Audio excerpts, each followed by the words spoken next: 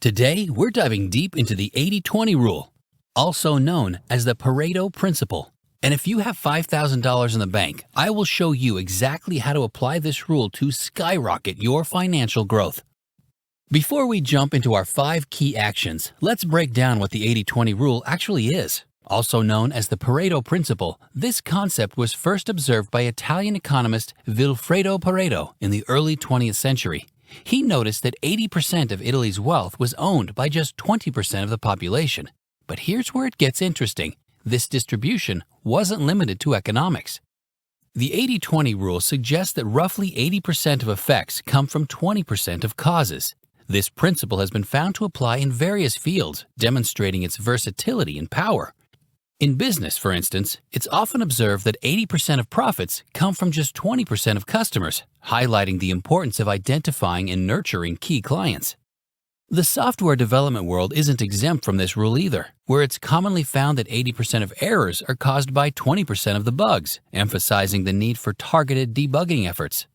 Now, it's important to note that this isn't a hard and fast mathematical law. The numbers don't always add up to 100%, and the ratio isn't always exactly 80-20. The key is the concept of uneven distribution. A small number of inputs often have a disproportionately large effect on the outputs. Now that we understand the principle, let's dive into the 5 things you absolutely must do if you have $5,000 in the bank. These actions are designed to leverage the 80-20 rule, focusing on the most impactful ways to use your money for long-term financial growth and stability. Number 1. Invest in your 401k. Let's start our list with a powerful way to use the 80-20 rule in your finances, making the most of your 401k, especially if your job offers to match your contributions. When your employer matches what you put into your 401k, they're basically giving you free money. It's a perfect example of the 80-20 rule at work. You do a small thing, put your money in your 401k, and get a big reward, potentially doubling your money right away. Let's say your job matches 100% of the first 3% of your salary that you put into your 401k. If you make $50,000 a year, that 3% is $1,500. So if you put in $1,500 of your own money, you're actually saving $3,000 for retirement. That's like getting a 100% return on your investment instantly. Now you might be thinking, but I can't just put $5,000 in my 401k all at once. You're right, and that's where having the $5,000 saved up comes in handy. It gives you the freedom to put more into your 401k without worrying about your everyday expenses. But first, check how much you are putting in your 401k right now. Then increase it to get the full match from your employer. Use your $5,000 savings to cover any extra money that comes out of your paycheck because of this. By doing this, you're not just saving for when you retire, you're getting free money. And because of compound interest, even small increases in what you save can grow a lot over time. Number 2, open or contribute to an IRA.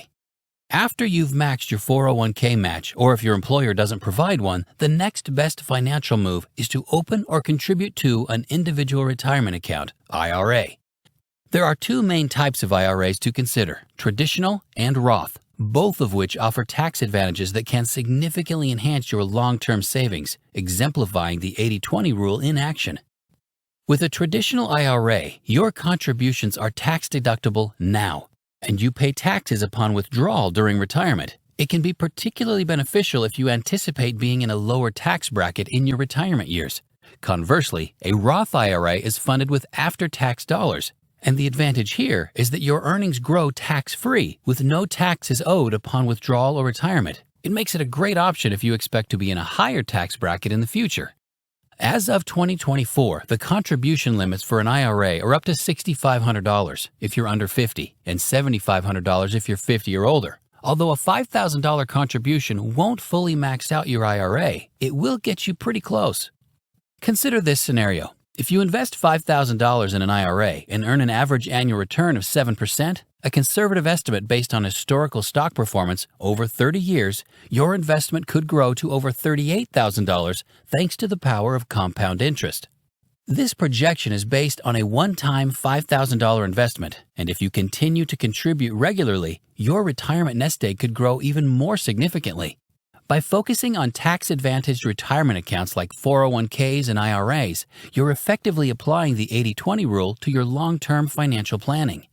These accounts offer substantial benefits, including tax advantages and potential employer matches that can dramatically accelerate your wealth accumulation compared to regular savings accounts or taxable investment accounts.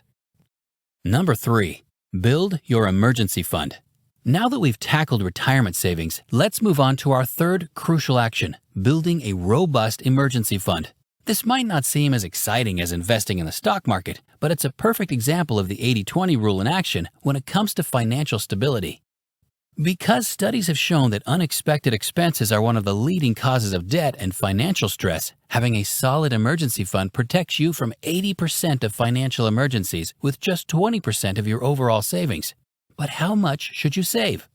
A good rule of thumb is to have 3 to 6 months of living expenses set aside. However, if you're just starting out, even $1,000 can make a huge difference. To build a solid emergency fund, calculate your monthly essential expenses, including rent or mortgage, utilities, food, and transportation. Once you have this total, multiply it by 3 to 6 times to determine your emergency fund goal. If you haven't started an emergency fund yet, aim to set aside $1,000 from your $5,000 as a starter emergency fund. This initial amount can provide a safety net while you work towards your larger goal. The idle money in the savings account will be working hard for you by providing financial security and peace of mind. It's preventing you from falling into high-interest debt when emergencies strike, which could save you thousands in the long run.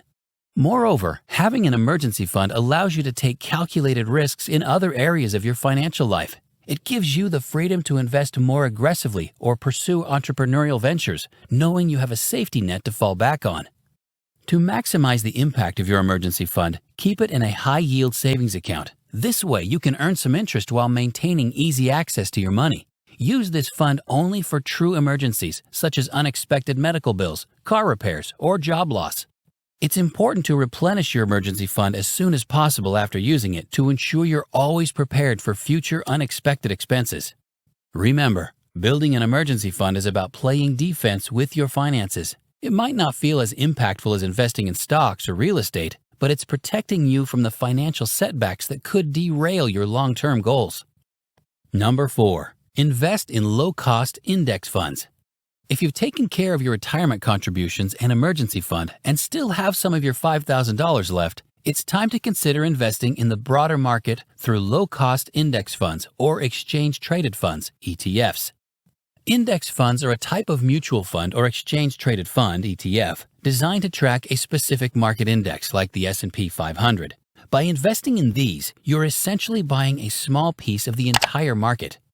This strategy aligns perfectly with the 80-20 rule, as it leverages diversification, low fees, and simplicity to maximize returns with minimal effort. Diversification allows you to invest in hundreds or thousands of companies with one purchase, spreading your risk and increasing your chances of capturing market growth. Index funds typically have much lower fees than actively managed funds, and these savings can significantly boost your returns over time. The simplicity of index funds means you don't need to spend hours researching individual stocks, freeing up your time and energy for other important aspects of your life. To apply this strategy with your $5,000, start by opening a brokerage account if you don't already have one. Many reputable firms offer commission-free trading on ETFs. Research low-cost index funds, focusing on those with expense ratios below 0.1%. Popular options include funds that track the S&P 500 or total stock market indexes. Allocate a portion of your $5,000 to these index funds, considering your overall financial situation and risk tolerance. Setting up automatic investments, if possible, takes advantage of dollar-cost averaging, which reduces the impact of market volatility over time. For example, suppose you invest $2,000 in a low-cost S&P 500 index fund. Based on historical average returns of about 10% per year, keeping in mind that past performance doesn't guarantee future results, your investment could grow to approximately $5,187 after 10 years, $13,455 after 20 years, and $34,898 after 30 years. By focusing on this simple strategy, you're positioning yourself to potentially capture the bulk of markets over time. When choosing index funds or ETFs, Look for options with low expense ratios, ideally below 0.1%. Some popular choices include the Vanguard Total Stock Market Index Fund, VTSAX, Schwab S&P 500 Index Fund, SWPPX, and iShares Core S&P 500 ETF, IVV.